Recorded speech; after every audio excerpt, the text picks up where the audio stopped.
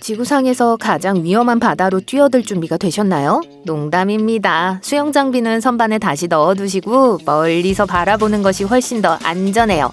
어떤 곳은 상어로 가득 차 있고 어떤 곳은 산성물질로 가득 차 있는데 뭐가 더 나쁜지 모르겠어요. 아마도 너무 깊고 무서워서 많은 다이버들이 다시는 돌아오지 않는 곳일 거예요. 여러분이 직접 최악을 선택하게 해드릴게요. 여름에 텍사스에 가보신 적이 있다면 텍사스가 얼마나 더운지 아실 거예요. 별다른 생각 없이 얼음처럼 차가운 물에 뛰어들고 싶어질 겁니다. 이 세상 어디에도 없는 밝은 빛의 제이콥스 웰은 이를 위한 완벽한 장소처럼 보여요. 정착민들은 19세기 중반에 이곳을 처음 발견했어요. 그들은 최대 1.5m까지 물을 뿜어내는 물 웅덩이를 발견하고 식수원으로 적합하다고 판단했습니다. 이 우물의 평균 깊이는 36m이고 텍사스에서 두 번째로 큰 완전 수중동굴이라고 해요. 그래서 이 우물은 시원한 물과 함께 근처 노두에서 뛰어내리는 용감한 사람들을 유혹합니다. 전 그 정도는 건너뛰고 싶네요. 여러분은요? 어떤 다이버들은 30m를 내려가서 수중동굴의 통로를 돌아다니기도 하죠.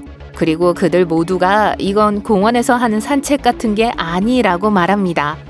여러 사람이 우물에서 돌아오지 못했고 그래서 세계에서 가장 위험한 다이빙 장소 중 하나라고 말하는 곳이에요. 모든 수중 통로가 한 지점에서 너무 좁아져서 모든 장비를 가지고도 갇힐 수 있기 때문이에요.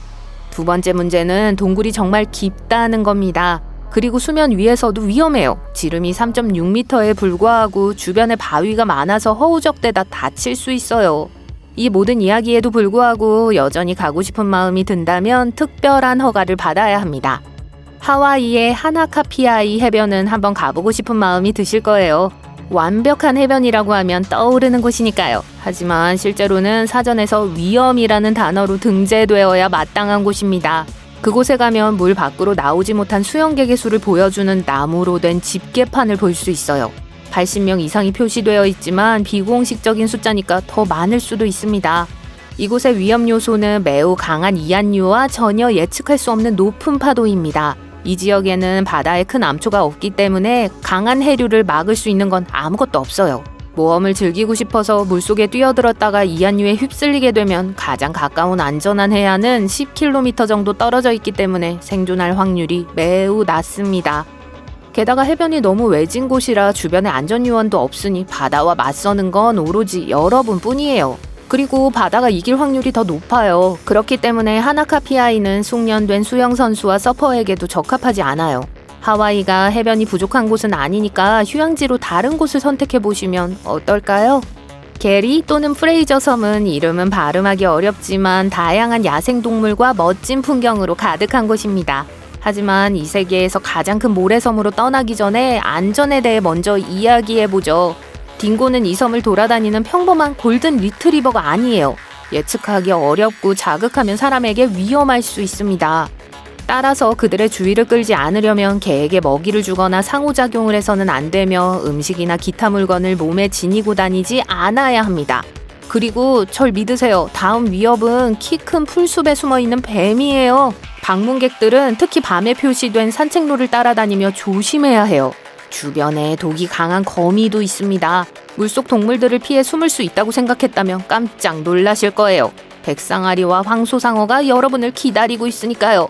무릎 높이보다 더 깊은 물속으로 들어가면 상어를 만날 수 있어요.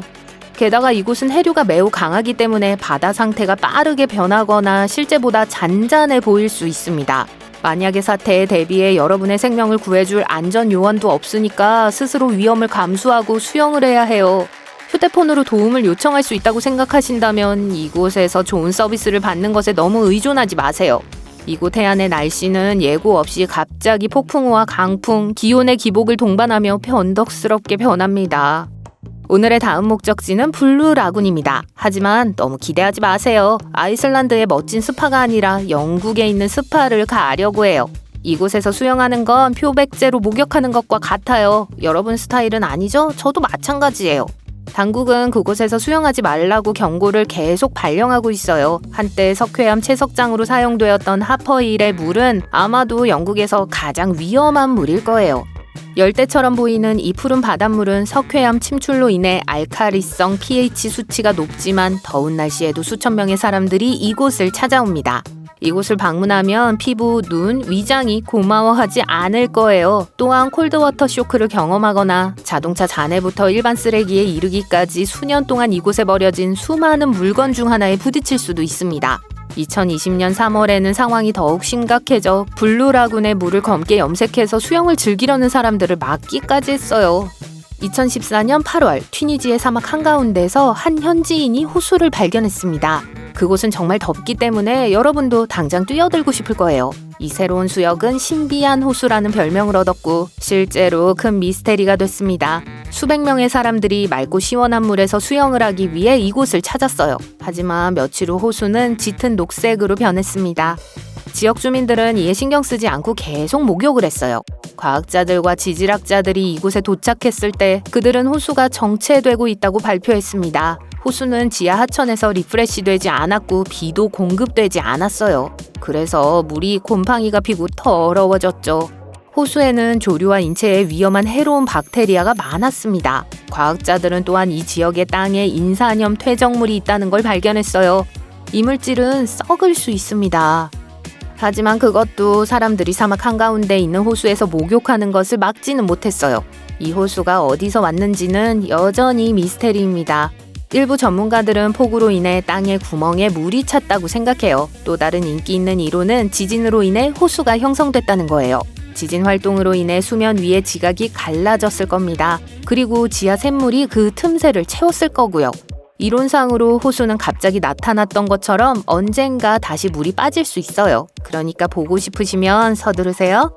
다이아몬드 광산에서 목욕을 해보신 적이 있나요? 특히 남아프리카 킴벌리에 있는 비콜에 대해 이야기하고 있다면 시도하지 않는 게 좋을 것 같아요. 150년 전 이곳에는 평평한 언덕이 있었어요. 그런데 누군가 이 지역에서 큰 다이아몬드를 발견했다는 소식이 퍼졌습니다. 수천 명의 사람들이 곡괭이와 삽을 들고 그 지역으로 몰려들었어요. 이 발굴은 세계에서 가장 큰 규모의 수작업 발굴이자 가장 깊은 발굴 중 하나가 되었습니다.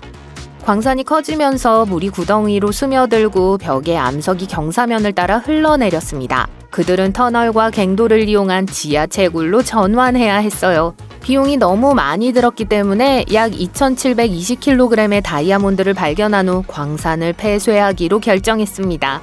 이제 이전 광산은 약 40m의 물로 가득 차 있어요.